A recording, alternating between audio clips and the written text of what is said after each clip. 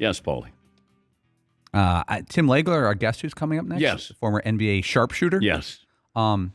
He shot 52% twice for the season from 3. Okay. Which has to be some of the greatest of all time. But here's a Tim Legler trivia question. Okay.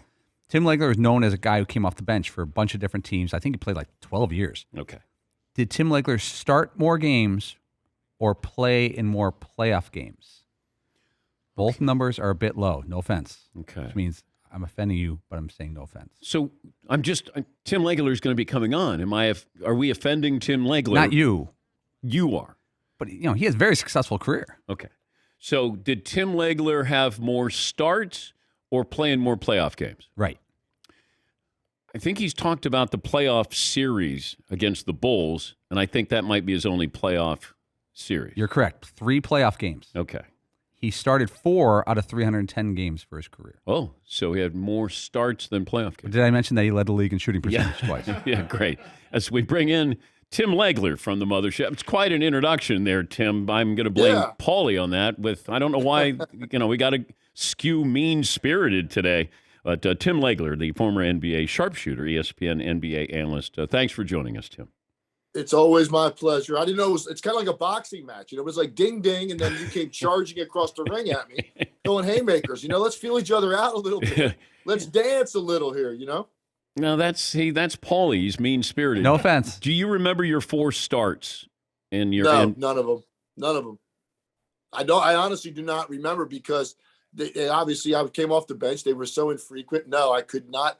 I have a pretty solid memory. I mean, I could go all the way back to high school games and tell you how many points I scored in games and everything else. A lot of my college and NBA career, I do not remember those games. Paulie, give me the 4 starts of Tim Legler's NBA career. It was all in his final season in the league with Golden State Warriors. He started 4 games that year. Oh, okay. That makes sense, actually. That makes sense. We were really banged up. I remember I went there to play for PJ Carlissimo last year of my career, and he got fired right around Christmas. And shortly thereafter, I retired from the NBA. So it's a package deal that you and PJ were going to leave. Well, it didn't help that I was still in my 4th year, basically recovering from just blowing my knee up completely with 3 ligaments torn at the same time at the end of the 95-96 season. I played 4 more years, and it never really recovered, and it was a grind, and it wore on me mentally. And then combined with the fact that I went all the way out to San Francisco to play for PJ, and he was gone, I just had an epiphany one day driving to the practice arena. I was done. I couldn't do it anymore. I wasn't enjoying the process of what I was going through physically anymore. It was overwhelming me, and it took away from the joy of the game. The most talented teammate you ever played with?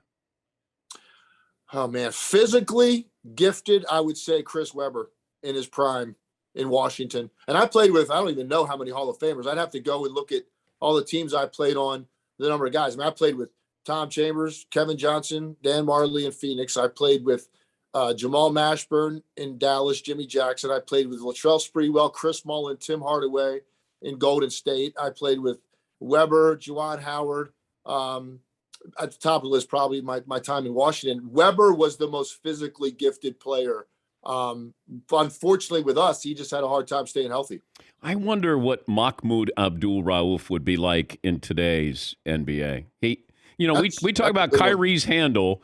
The best handle I had seen previously might have been his. Mahmoud was so quick, that crossover.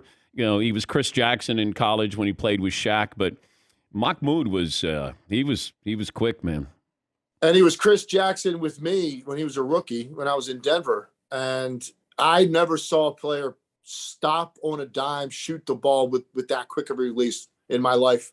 And you could talk about some of the great ones to do it. For a smaller guard, I never saw a guy get off the ground quicker and get the ball out of his hand than Chris Jackson. Yeah. He was absolutely unbelievable. I'm wondering about Ja Morant, Tim, that, is this sustainable attacking the rim at that size? Now, I know that he's developed a little bit more of an outside game.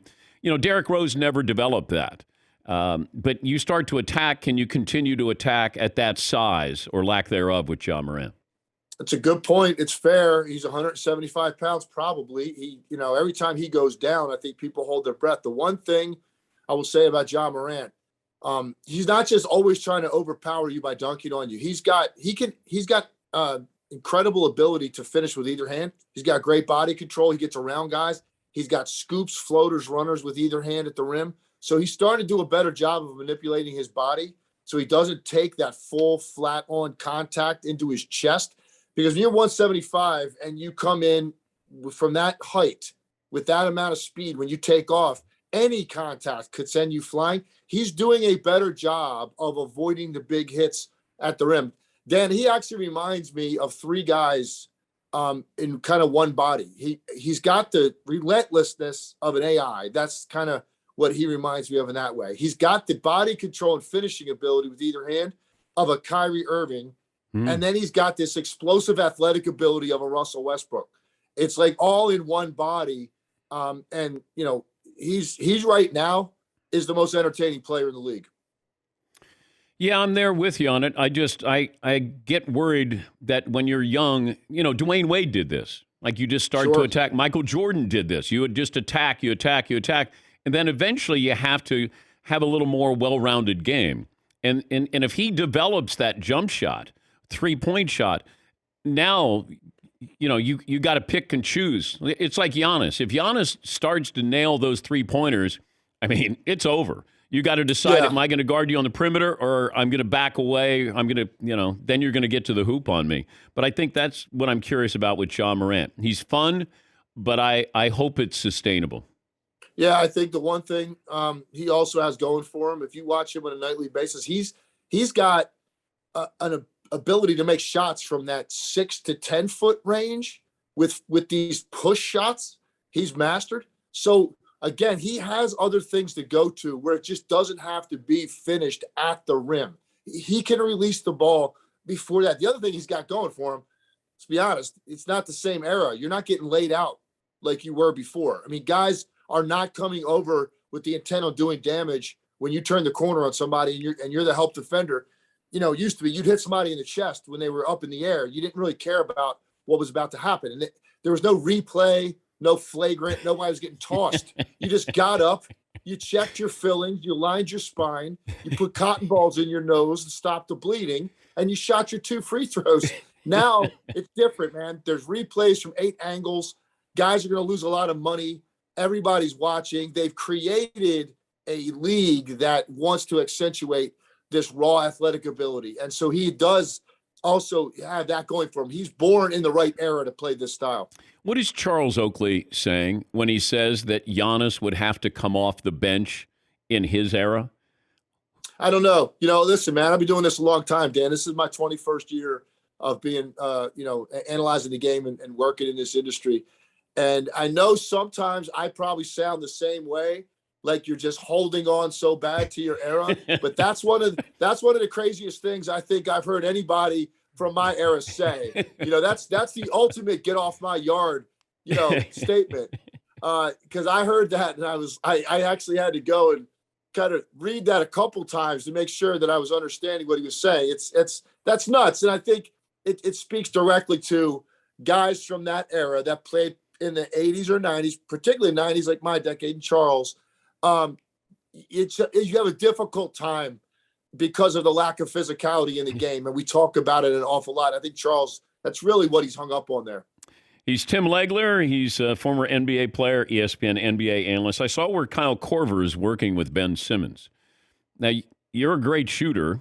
I'm trying to figure out where do you start with Ben Simmons? Well, the problem I think with Ben Simmons is, look, there's a lot of guys that can go teach, proper mechanics and all those things and focus on the right things. I mean, there's no question. There's a lot of people qualified to do that.